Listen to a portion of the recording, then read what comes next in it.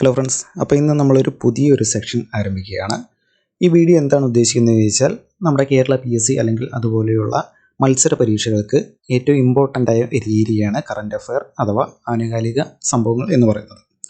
അത് പഠിക്കാൻ വേണ്ടിയിട്ട് നമ്മുടെ ഡെയിലിയുള്ള ന്യൂസ് പേപ്പർ, ദിവസേനയുള്ള മലയാളം പത്രങ്ങളിലുള്ള ഏറ്റവും ഇമ്പോർട്ടൻ്റ് ആയ ന്യൂസ് എടുത്ത് അതിലെ ഏറ്റവും ഇമ്പോർട്ടൻ്റ് പോയിൻറ്റ്സ് മാത്രം വിശകലനം ചെയ്യുന്ന ഒരു സെഷനായിരിക്കും ഇത്. അപ്പം നമുക്ക് നേരിട്ട് വീഡിയോ കണ്ട് തന്നെ മനസ്സിലാക്കാം കഴിഞ്ഞ ദിവസത്തെ പത്രങ്ങളിലൂടെ. ഓക്കെ, അപ്പോൾ ആദ്യത്തെ ന്യൂസ് എന്ന് പറയുന്നത് പോർച്ചുഗലിൻ്റെ സൂപ്പർ താരം ക്രിസ്ത്യാനോ റൊണാൾഡോയ്ക്ക് ഒരു റെക്കോർഡ് കൂടി. കരിയറിലെ 1000ാമത്തെ ക്ലബ് ഫുട്ബോൾ മത്സരം കളിക്കാനുള്ള അപൂർവ സൗഭാഗ്യമാണ് ക്രിസ്ത്യാനോയ്ക്ക് ലഭിച്ചത്.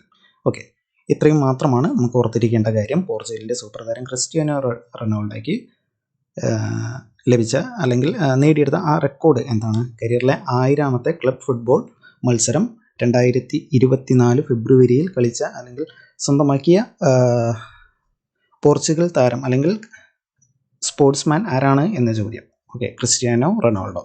നമുക്ക് നോക്കാം അടുത്ത പോയിന്റ്. അന്താരാഷ്ട്ര വാട്ടർ കോൺക്ലേവിൽ കാട്ടാക്കടയുടെ ജലസമൃദ്ധി. ഓക്കെ, നമ്മൾ കേരള PSCക്ക് അല്ലെങ്കിൽ ഒരു മത്സര പരീക്ഷയ്ക്ക് തയ്യാറെടുക്കുന്ന ഒരു വ്യക്തി കാണേണ്ട ന്യൂസ് എന്താണ്? കാട്ടാക്കട മണ്ഡലത്തിൽ നടപ്പാക്കുന്ന വറ്റാത്ത ഉറവയ്ക്കായി ജലസമൃദ്ധി പദ്ധതിയുടെ വിജയഗാഥ ഷില്ലോങ്ങിൽ നടന്ന അന്താരാഷ്ട്ര വാട്ടർ കോൺക്ലേവിൽ അവതരിപ്പിച്ചു. ഓക്കെ, അപ്പോൾ ഇതിൽ 2 പോയിന്റ്സാണ് കിടക്കുന്നത്. ഏറ്റവും ഇമ്പോർട്ടൻ്റ് ആയ പോയിന്റ് എന്ന് പറയുന്നത് അന്താരാഷ്ട്ര വാട്ടർ കോൺക്ലേവിൻ്റെ വേദി ഏതാണ്? ഷില്ലോങ്. അതുപോലെ തന്നെ മറ്റൊരു പോയിന്റ് കൂടി ഇതിൽ കിടക്കുന്നുണ്ട്. ആണ് കാട്ടാക്കട മണ്ഡലത്തിൽ നടപ്പാക്കുന്ന വറ്റാത്ത ഉറവയ്ക്കായി ജലസമൃദ്ധി. വറ്റാത്ത ഉറവയ്ക്കായി ജലസമൃദ്ധി പദ്ധതി എവിടെയാണ് നടപ്പാക്കുന്നത്? കാട്ടാക്കട മണ്ഡലത്തിൽ. ഓക്കെ, അടുത്ത പോയിന്റ് നമുക്ക് നോക്കാം. ഭക്ഷ്യപ്രതിസന്ധിയെ നേരിടാൻ ഇറച്ചിയിൽ വളരുന്ന പുതിയ നെല്ലിനം വികസിപ്പിച്ചു. ഓക്കെ, വാർത്ത നോക്കാം. ഭക്ഷ്യപ്രതിസന്ധിയെ നേരിടാൻ പുതിയ ഇനം നെല്ല് വികസിപ്പിച്ച് ദക്ഷിണ കൊറിയൻ ശാസ്ത്രജ്ഞന്മാർ.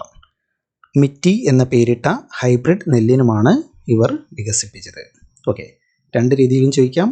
എന്താണ് ഭക്ഷ്യപ്രതിസന്ധിയെ നേരിടാൻ പുതിയ ഇനം നെല്ല്, അതായത് മിറ്റി വികസിപ്പിച്ച രാജ്യം ഏതാണ് എന്ന് ചോദിക്കാം. ദക്ഷിണ കൊറിയ. നേരെ തിരിച്ചും ചോദിക്കാം. ദക്ഷിണ കൊറിയ ഭക്ഷ്യപ്രതിസന്ധിയെ നേരിടാൻ വേണ്ടി നിർമ്മിച്ച ഈ പുതിയ ഹൈബ്രിഡ് നെല്ലിനത്തിൻ്റെ പേര് ചോദിക്കാം. മിറ്റി. ഓക്കെ, പിങ്ക് അരിയാണ് എന്നുകൂടി ഓർത്തു വയ്ക്കുക. അടുത്ത വാർത്തയിലേക്ക് പോകാം. ശൈലി 2.0 ആപ്പ് മന്ത്രി ലോഞ്ച് ചെയ്തു. ആർദ്രം ജീവിത ശൈലി 2ാം ഘട്ട സ്ക്രീനിങ് ആരംഭിച്ചു.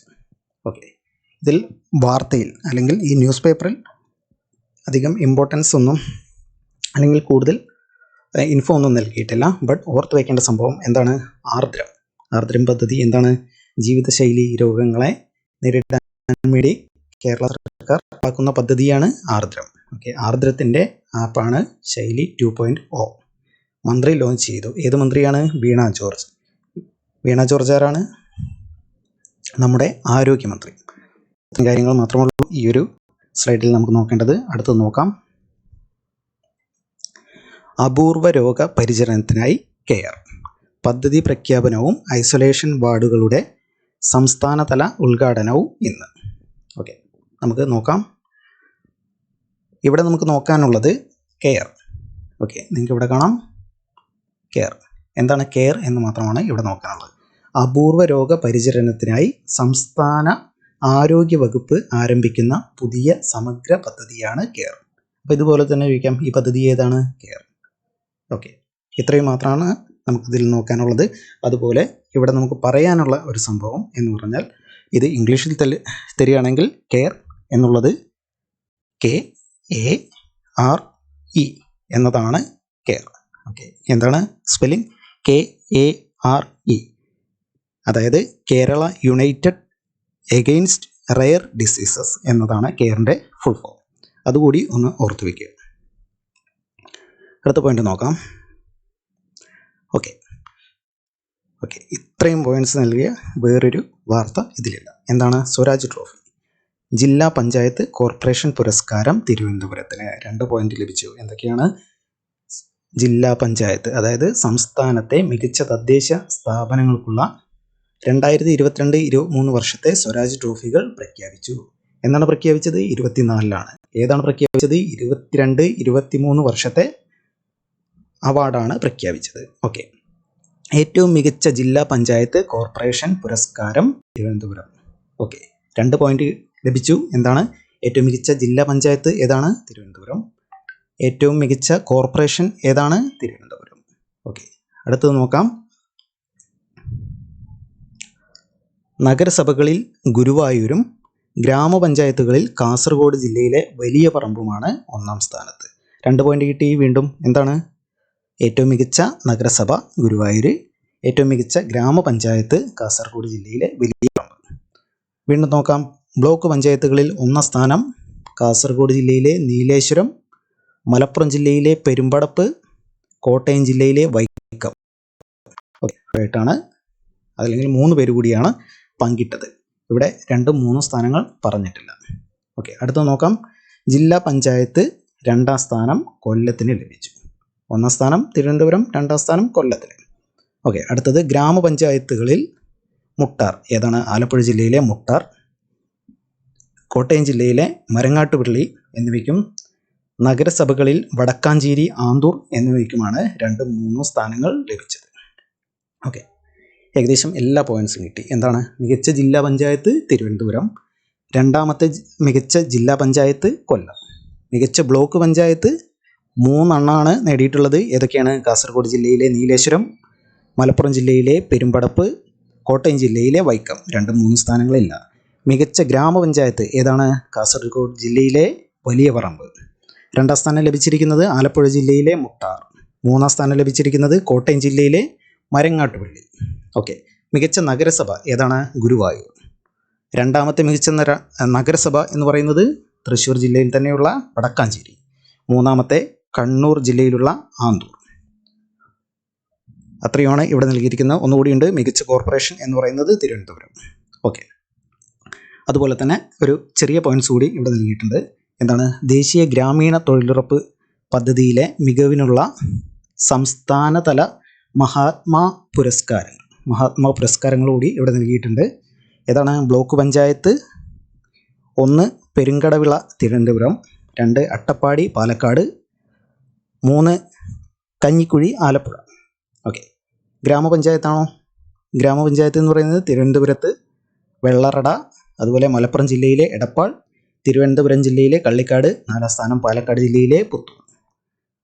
ഇനി നഗരമേഖലയിലുള്ള അയ്യങ്കാളി തൊഴിലുറപ്പ് പദ്ധതിയിലെ മികവിനുള്ള സംസ്ഥാനതല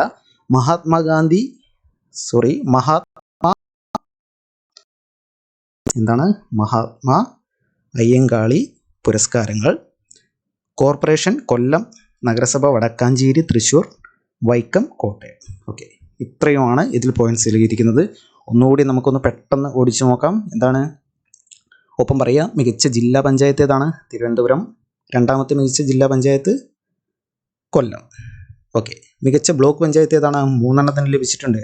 നീലേശ്വരം, പെരുമ്പടപ്പ്, വൈക്കം. മികച്ച ഗ്രാമപഞ്ചായത്താണെങ്കിൽ 1-ാം സ്ഥാനം വലിയ പറമ്പ്, 2ാം സ്ഥാനം മുട്ടാർ, 3-ാം സ്ഥാനം മരങ്ങാട്ടുപള്ളി. മികച്ച നഗരസഭയാണെങ്കിലോ 1-ാം സ്ഥാനം ഗുരുവായൂർ, 2-ാം സ്ഥാനം വടക്കാഞ്ചേരി, 3-ാം സ്ഥാനം ആന്തൂർ. മികച്ച കോർപ്പറേഷൻ പറഞ്ഞു കഴിഞ്ഞു. മികച്ച ജില്ലാ പഞ്ചായത്തും മികച്ച കോർപ്പറേഷനും തിരുവനന്തപുരം. ഓക്കെ, അതുപോലെ മഹാത്മാ അയ്യങ്കാളി പുരസ്കാരങ്ങളും ഇവിടെ നൽകിയിട്ടുണ്ട്. ഇത്രയും പോയിന്റ്സ് ഓർത്തിരിക്കുക എന്ന് പറയുന്നത് ബുദ്ധിമുട്ട് തന്നെയാണ്. ഇതിൻ്റെ ഡീറ്റെയിൽഡ് നോട്ട്സ്, അതുപോലെ ഇതുമായി ബന്ധപ്പെട്ട ക്വിസസ് എല്ലാം നമ്മുടെ ടെലിഗ്രാം ചാനലിൽ ഞാൻ ഉടനെ കൊടുക്കാം. ടെലിഗ്രാം ലിങ്ക് നിങ്ങൾക്ക് ഈ വീഡിയോയുടെ കമൻറ്റ് ബോക്സിൽ കിട്ടും. നിങ്ങൾക്ക് ഈ വീഡിയോ ഇഷ്ടമാവുകയാണെങ്കിൽ ഒന്ന് ജസ്റ്റ് സബ്സ്ക്രൈബ് ചെയ്യുക, നമ്മുടെ ടെലിഗ്രാം ചാനൽ ജോയിൻ ചെയ്യുക. ഓക്കെ, നമുക്ക് വീണ്ടും അടുത്ത പോയിന്റ് നോക്കാം. FIFA ranking India 117-ാം rank. ഒരു പോയിന്റ് കിട്ടി. എന്താണ്? 2024 ഫെബ്രുവരി മാസത്തിൽ ഫിഫ റാങ്കിങ്ങിൽ ഇന്ത്യയുടെ സ്ഥാനം എന്ന് പറയുന്നത് 117-ാം റാങ്ക്. അപ്പോൾ 1-ാം സ്ഥാനത്തോ? 1-ാം സ്ഥാനത്ത് ഇവിടെ നൽകിയിട്ടുണ്ട് ലോക ചാമ്പ്യന്മാരായ അർജന്റീന 1-ാമത്. ഫ്രാൻസ് രണ്ടാമത്, ഇംഗ്ലണ്ട് മൂന്നാമത്. പറഞ്ഞു ഒന്നാം സ്ഥാനം ആർക്കാണ്? 2024 ഫെബ്രുവരി അനുസരിച്ച് ഫിഫ റാങ്കിങ്ങിലെ ഒന്നാം സ്ഥാനം അർജന്റീന, രണ്ടാം സ്ഥാനം ഫ്രാൻസ്, മൂന്നാം സ്ഥാനം ഇംഗ്ലണ്ട്, ഇന്ത്യയുടെ സ്ഥാനം 117. അടുത്ത് നോക്കാം. ഓക്കെ, നമ്മുടെ ഇന്നത്തെ അവസാനത്തെ പോയിന്റാണ്. അവസാനത്തെ പോയിന്റ് ഏതാണ്? നമുക്ക് നോക്കാം. ഓർമ്മത്തോണി പദ്ധതിക്ക് തുടക്കം. വാർത്ത നോക്കാം. ഡിമെൻഷ്യ, അൽഷിമേഴ്സ് പ്രശ്നങ്ങൾ നേരിടുന്നവർക്ക് കരുതലിൻ്റെ കാവലൊരുക്കാൻ സാമൂഹിക നീതി വകുപ്പ് ആവിഷ്കരിച്ച ഓർമ്മത്തോണി പദ്ധതിക്ക് തുടക്കമായി. എന്താണ് പദ്ധതിയുടെ പേര്? ഓർമ്മത്തോണി. ഡിമെൻഷ്യ, അൽഷിമേഴ്സ് എന്നീ രോഗങ്ങളുള്ളവർക്ക് അല്ലെങ്കിൽ അതിനെതിരെ സാമൂഹ്യനീതി വകുപ്പിൻ്റെ പദ്ധതിയാണ് ഓർമ്മത്തോണി. ഉദ്ഘാടനം ചെയ്തത് മന്ത്രി ആർ ബിന്ദു. ഓക്കെ, ആരാണ് ആർ ബിന്ദു? നമ്മുടെ കേരളത്തിൻ്റെ സാമൂഹ്യ നീതി വകുപ്പ് മന്ത്രിയാണ് ആർ ബിന്ദു. രണ്ട് മന്ത്രിമാരെ നമ്മൾ ഇന്ന് പഠിച്ചു. ആർ ബിന്ദു സാമൂഹ്യനീതി വകുപ്പ് മന്ത്രി, ആരോഗ്യമന്ത്രി എന്ന് പറയുന്നത് വീണ ജോർജ്. ഓക്കെ, ഇത്രയുമാണ് ഈ ഒരു സെഷനിൽ പഠിക്കാനുള്ളത്. എനിക്ക് തോന്നുന്നത് കഴിഞ്ഞ ദിവസത്തെ ഏറ്റവും ഇമ്പോർട്ടൻ്റ് ആയിട്ടുള്ള എല്ലാ ന്യൂസ് പേപ്പറും നമ്മളിതിലൂടെ ആഡ് ചെയ്തിട്ടുണ്ട്. ഏതെങ്കിലും മിസ്സായി എന്ന് തോന്നുകയാണെങ്കിൽ നിങ്ങൾ ജസ്റ്റ് ഒന്ന് കമൻറ്റ് ചെയ്യുക. അതുപോലെ നിങ്ങൾക്ക് ഈ സെഷൻ ഇഷ്ടപ്പെട്ടുവെങ്കിൽ ജസ്റ്റ് അടുത്ത സെഷൻ കാണുന്നതിനും കൂടുതൽ വീഡിയോസ് കാണുന്നതിനും ഒന്ന് സബ്സ്ക്രൈബ് ചെയ്യുക. ഒപ്പം നിങ്ങളുടെ സുഹൃത്തുക്കൾ കൂടി ഈ വീഡിയോ ഒന്ന് ഷെയർ ചെയ്ത് സഹകരിക്കുക. താങ്ക് യു, നന്ദി.